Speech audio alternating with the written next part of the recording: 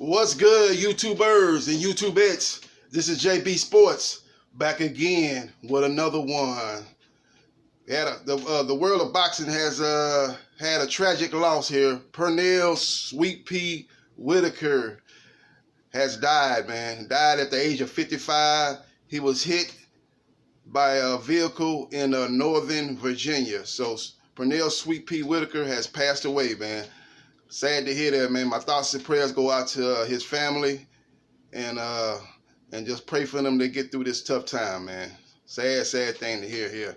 I'm gonna talk about Pernell Sweet Pea Whitaker, man. You're gonna hear a lot of boxing pundits say that he was one of the greatest defensive fighters of all time, and that's true. He was, but he was the greatest. He's one of the greatest fighters of all time. Period. You know, they're gonna say the same thing about Mayweather too.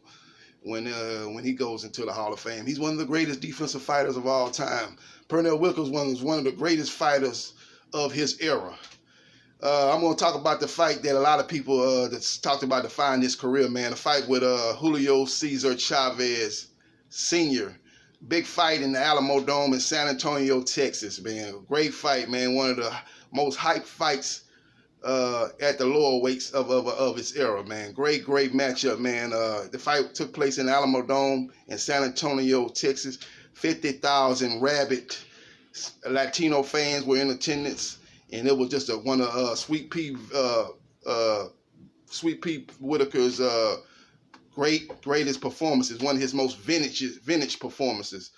Chavez Sr., as you know, man, he was one of those guys that was known as like a slow starter, and he would kind of have to get into his rhythm, and then once he get into his rhythm, man, he was one of those great body punchers, man, that would wear opponents down and end up stopping opponents in his fights, man. But when he fought Pernell Sweet Pea Whitaker, man, Chavez Sr.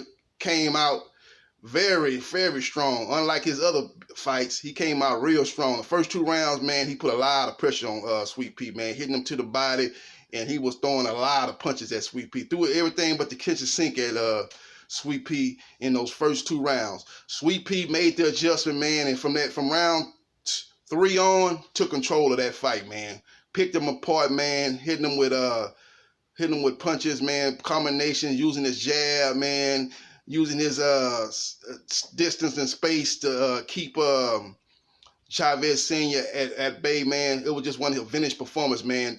Chavez Sr. just could not, from round 3 to round 12, Chavez Sr. did not land one significant punch on Pernell Whitaker, as he just picked him apart, man. Picked him apart. It was a vintage Pernell Whitaker Sweet Pea performance. And it was a shame that he didn't get the decision. It was one of the worst decisions in boxing history. When you talk about robbery, that fight was a robbery. You know, a lot of people like to throw robberies around when you're talking about Tyson Fury and Wilder. That's not a robbery. The man was knocked down twice in those first 6 rounds. You know, you could have given at least 2 of those rounds to Wilder. And with the 2 knockdowns in the second half of the fight, you could easily see why one judge had a draw and one judge even had Wilder winning. So that was not a robbery. This fight was a robbery. Pernell Whitaker won that fight 10 rounds to 2. He took over that fight after the first 2 rounds, man. He got raw, man. Vintage Sweet Pea Pernell Whitaker performance, man, as he put on a defensive exhibition and an offensive exhibition, as he picked one of the great Mexican warriors of all time, and Chavez Sr. picked this guy apart, made him look like that he was a levels below him, man. So it's a shame that he didn't get the victory that probably would have put him in a different stratosphere that he's already in, man, if he would have got that well-deserved victory. But just giving my, other fights, man, notable fights. The fights with Buddy McGirt was classic, man. Buddy McGirt was a Hall of Fame fighter in his own right, and Pernell Whitaker beat him both times. The first fight was probably a little bit closer than the second fight. The first fight was very entertaining, but he was able to get the decision. In the second fight, he made the adjustment and made it a much easier fight, a much more dominant victory than it was the first fight. And Buddy McGirt was a great fighter. Pernell Whitaker, probably like a lot of fighters, stayed around too long. He fought Oscar De La Hoya. He was past his prime. I thought De La Hoya won the fight, but a lot of people thought Pernell won that fight. It was a very close competitive fight. I just thought he probably clowned around a little bit too much in that fight, played around, and he was showing his defensive skills and making De La Hoya miss and stuff like that, putting on the showboating. But I thought he showboated too much and gave away crucial rounds. And De La Hoya, I thought, beat him just on pressure and a volume of punches, man. But it was a great fight, man, a great performance.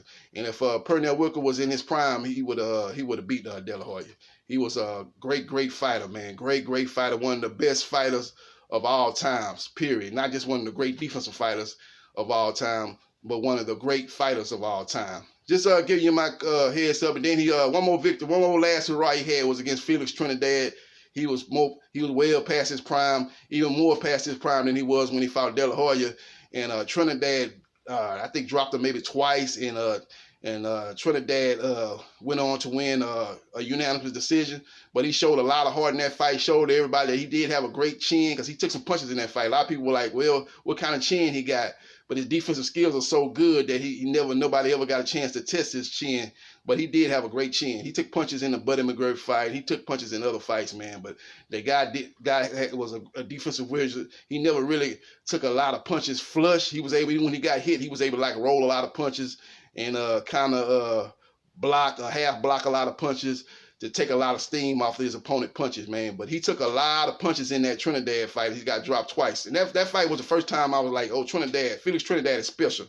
Even though Pernell Whitaker is well past his prime, ain't nobody ever made Pernell Whitaker like that. Nobody ever dropped Pernell Whitaker even twice in a fight. I think Pernell, he might have been dropped once before then. I don't remember it, but Felix Trinidad dropped him twice in that fight. And even De La Hoya couldn't do that when Pernell was past his prime at that point. So that let me know that Felix Trinidad was a special fighter, man, when he was able to basically dominate Pernell Whitaker. Even though Pernell was way past his prime, he still was good enough in a lot of people's eyes to beat Oscar De La Hoya when Oscar De La Hoya was one of the top young fighters out there. So that's just my quick synopsis on Pernell Whitaker, man. Not only a great defensive fighter, but a great fighter, period. R.I.P. Pernell Sweet Pete Whitaker. And for all y'all, and for us and all boxing fans all around the world, we salute you and salute your career, man. Well done, well done, well done. This is JB Sports, the man, the myth, the legend. I holla.